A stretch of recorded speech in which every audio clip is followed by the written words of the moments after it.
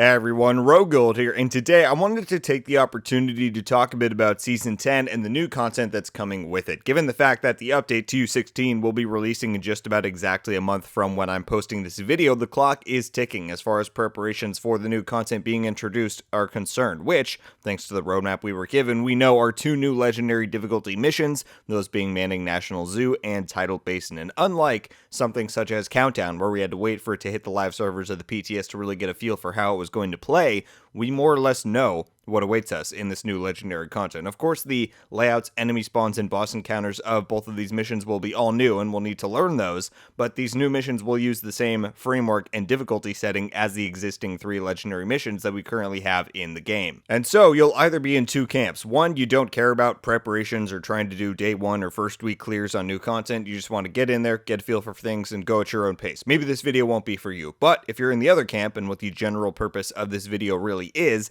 that I want to demonstrate one possible way to tackle legendary content that my team and I have had success with as of TU15, and let you all know that now is the time to go in and experiment with the existing content we do already have, in order to be prepared to tackle the new stuff when TU16 drops. Because if you're like me, you don't want to have to waste time fine-tuning builds or finding the right team synergy once that content actually drops. You may very well have to do that once we get into these missions, just because of whatever their potential unique challenges and setups may be. But as far as being prepared to tackle legendary content, that's what today's video is all about. So if that sounds useful to you, sit back and relax. Let's jump right in. So first things first, I have to give major props and shout out to a buddy of mine, Rogue Gaming UK. I will leave a link to his YouTube channel in the description below, and that's because he was the one who actually put me onto this very effective and efficient team comp and strategy for TU15 legendary content that I will be showcasing today. I used to do a lot of legendary stuff back in TU8 when they first came out and I was farming for the Bighorn, but I haven't really done any legendary missions regularly in a long time, and given some of the big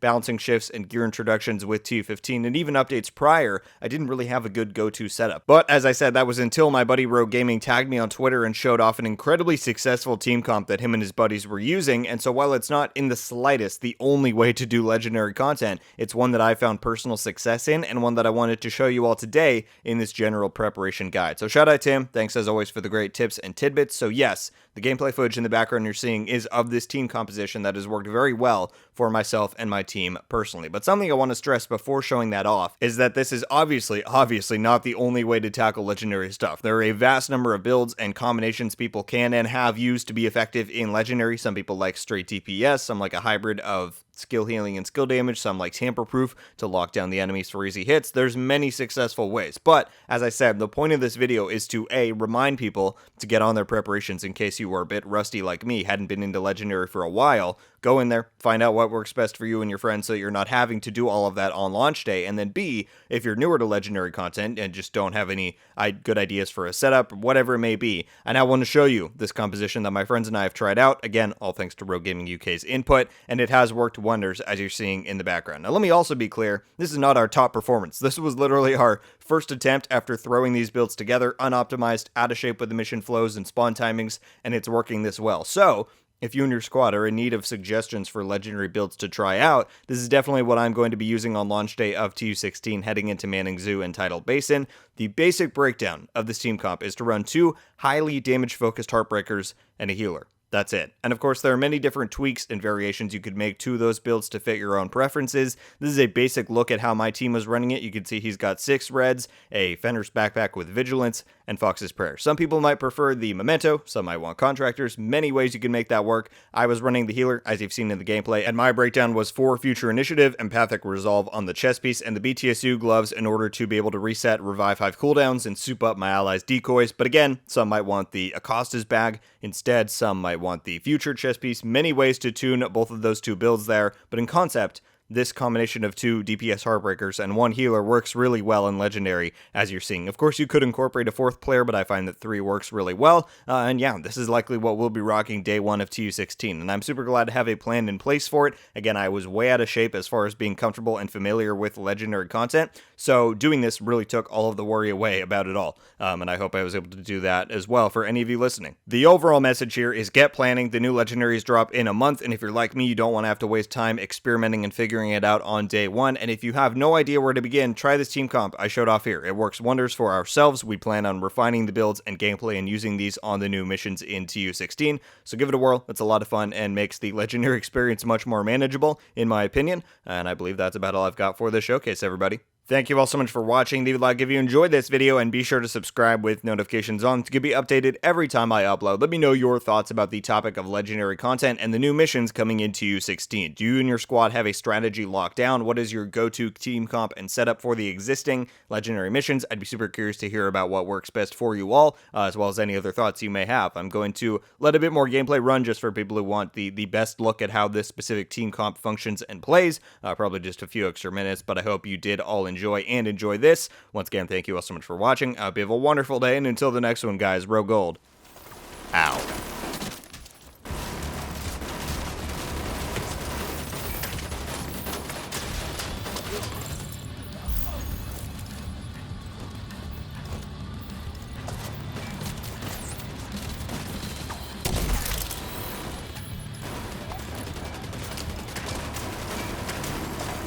Agent down.